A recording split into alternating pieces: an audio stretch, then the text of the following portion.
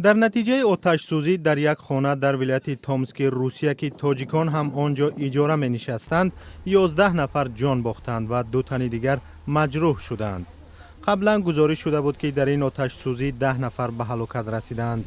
مقامات تاجیک میگویند که در میان هلاک شدگان شهروندان تاجیکستان نیستند. وزارت حالت‌های فوق‌العاده روسیه گفت که حادثه شب و در یک روستا رخ داده است. آتش سوزی در خانه چوبین 208 متری مربع را فرا گرفته است و بام خانه هم فرو رفته است. هنگام رسیدن اولین گروه نجات دهندگان بنا پرره آتش گرفته بود.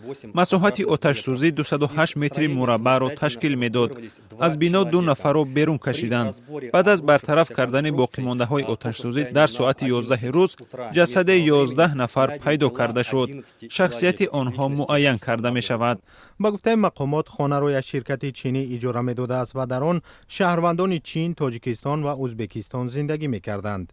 کنسولگری ازبکستان در شهر نوسیبیرسک گفته است که 5 نفر از قربانیان فاجعه مهاجران ازبک بودند. کنسولگری تاجیکستان در شهر نوسیبیرسک میگوید در میان هلاک شدگان آتش سوزی شب گذشته در شهر تومسک شهروندان تاجیکستان نیستند. در رابطه با حادثه پرونده باز کردند و تحقیق ادامه دارد. سبب‌های حادثه تا به حال اعلان نشده است.